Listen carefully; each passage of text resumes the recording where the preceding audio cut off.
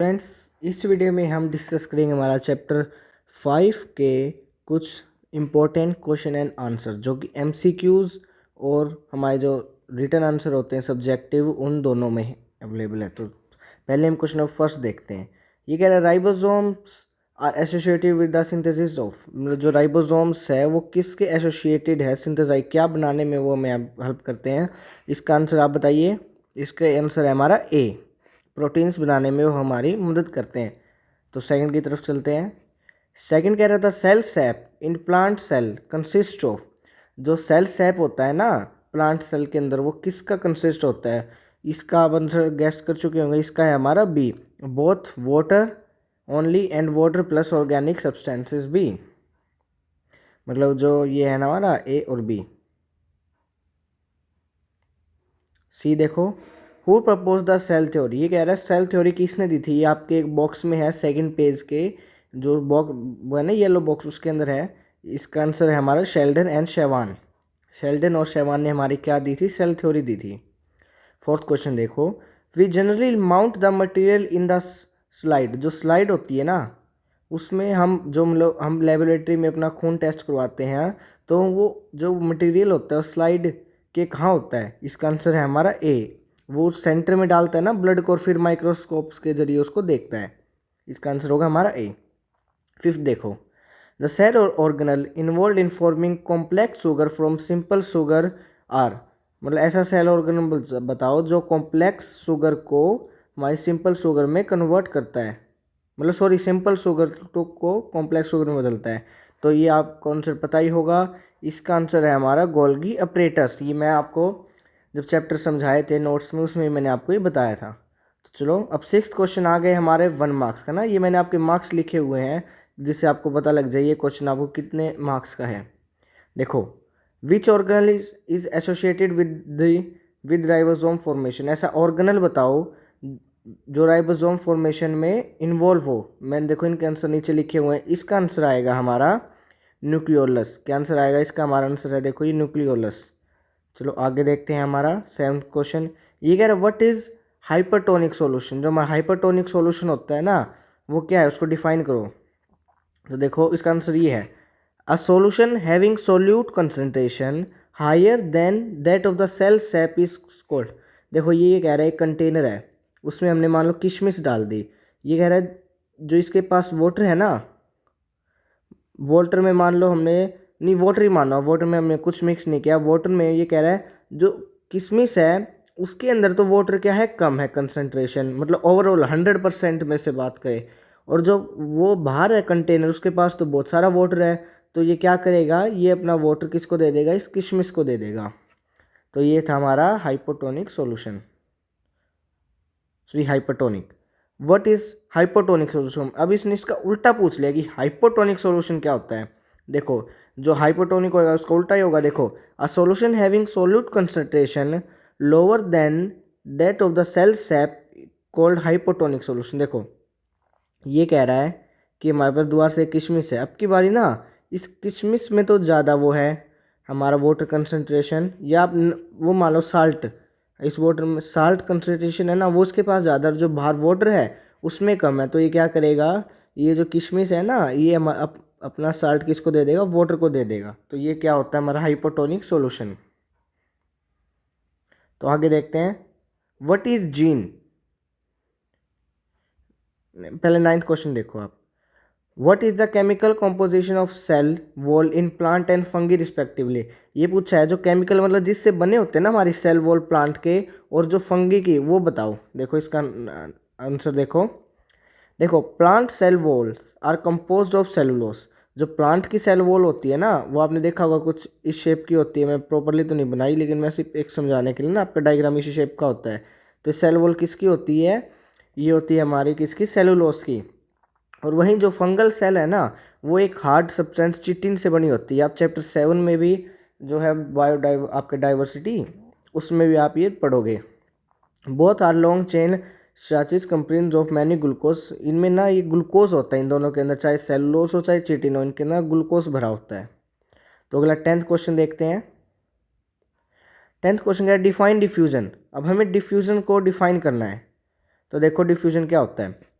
movement of water molecule from a region of their higher concentration to a region of their lower concentration is called diffusion।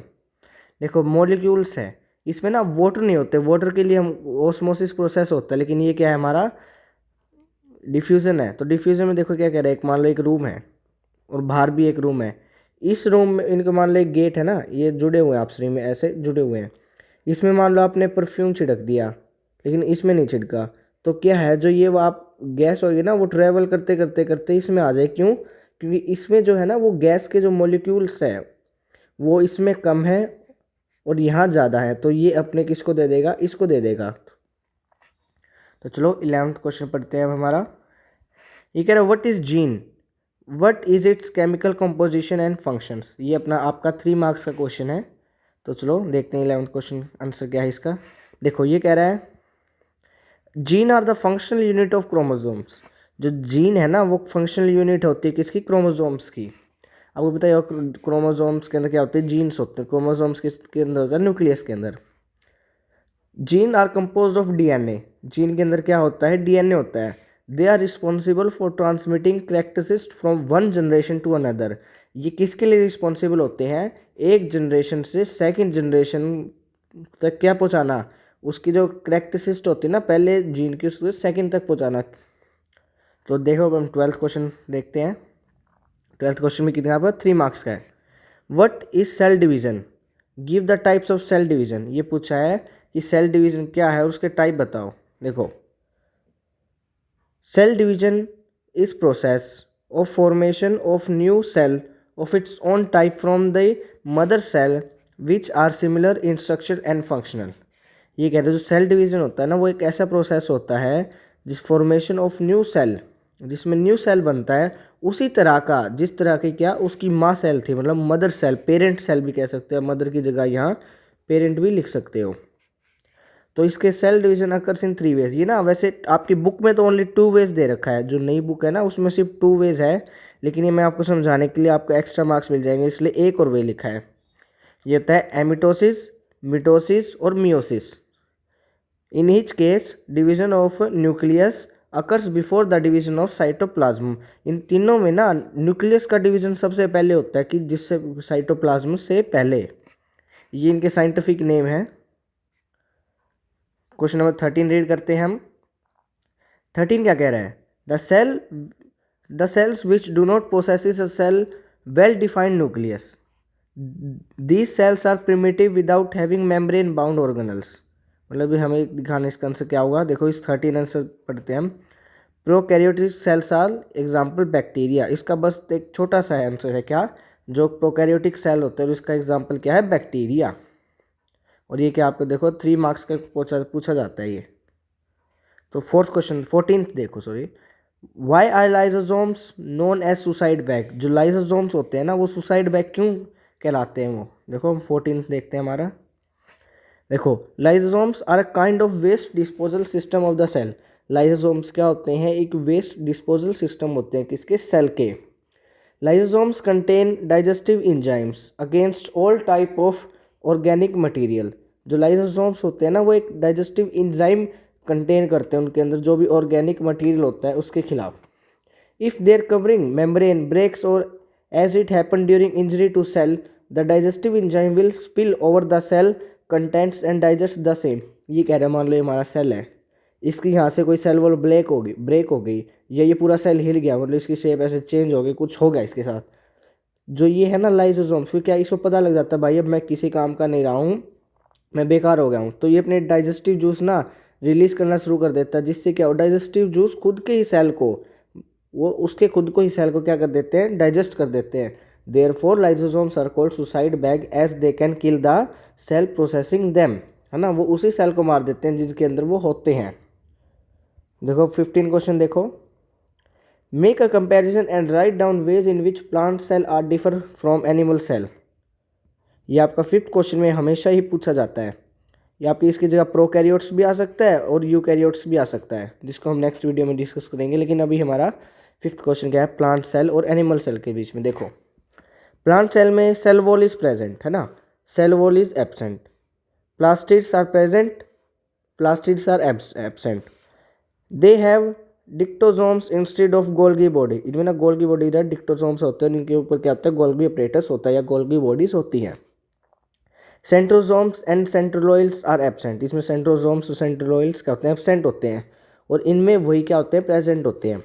Vacuole are large in size, इनमें आपको पता हुआ 50 to 90% क्या होता है cell में वो हमारा क्या होता है वैक्यूल होते हैं और जाकि vacuole are small in size, इसमें क्या होता है वैक्यूल स्मॉलर होते हैं. 6 daughter cell separate from each other due to formation of cell plate, जो डोटर सेल किससे होता है सेपरेट, सेल प्लेट बनती है फिर सेपरेट होता है. लेकिन daughter cell separate from each other due to constriction of furrow formation, ये क्या होता है फ्लोरोफॉर्मेशन के कारण क्या होता है ये एक दूसरे से क्या सेपरेट होते हैं. स्टूडेंट्स इसी के साथ हमने हमारे 15 क्वेश्चन कंप्लीट कर चुके हैं. मैं नेक्स्ट वीडियो में पार्ट 2 में आपके लिए और 15 क्वेश्चन लेके आऊँगा जिसके टोटल के हमारा 30 क्वेश्चन की प्रैक्टिस हो जाएगी. अगर आपने चैनल में सब्सक्राइब नहीं किया है तो कर लेना. So thanks for watching the video.